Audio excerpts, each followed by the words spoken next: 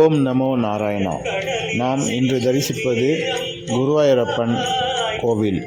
இது எங்கு அமைந்துள்ளது என்றால் ஸ்ரீபெரும்புதூரில் அமைந்துள்ளது.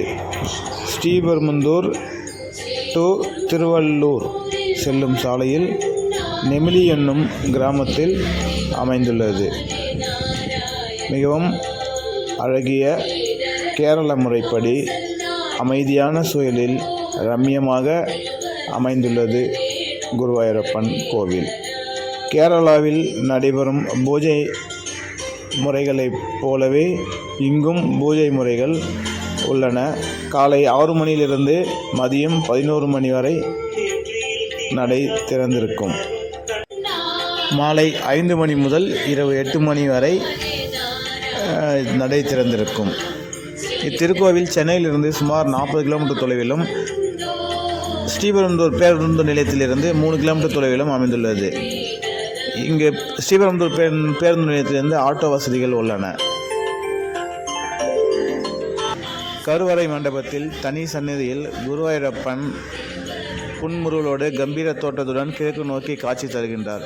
தனது 4 கரங்களில் சங்கு, சுதர்சன சக்கரம், தாமரை, கதை ஆகியவற்றை ஏந்தி கேரளத்தில் உள்ள குருவாயூரப்பனைப் போலவே பரவசத்துடன் காட்சி தருகின்றார்.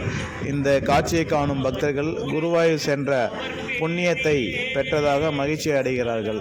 கருவறை மண்டபத்தின் இறுதியில் இடதுபுறம் கணபதி சன்னதி மற்றும் வலதுபுறம் மூகாம்பிகை சன்னதியும், இந்த மூகாம்பிகை உருவம் கொல்லூர் மூகாம்பிகை போலவே உள்ளது. கொல்லூர் செல்ல முடியாத பக்தர்கள் இந்த அம்மனை வேண்டிக் கொள்ளலாம்.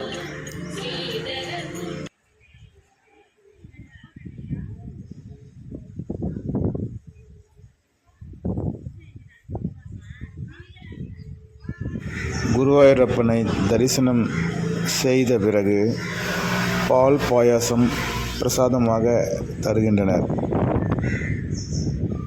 கேரளத்தில் உள்ளது போலவே குருவாயூரப்பனுடைய தரிசனம் சிறப்பாக அமைந்தது. இந்த தரிசனம் தந்த குருவாயூரப்பனை நன்றி கூறுவோம். ஓம் நமோ நாராயணாய வாசுதேவாய.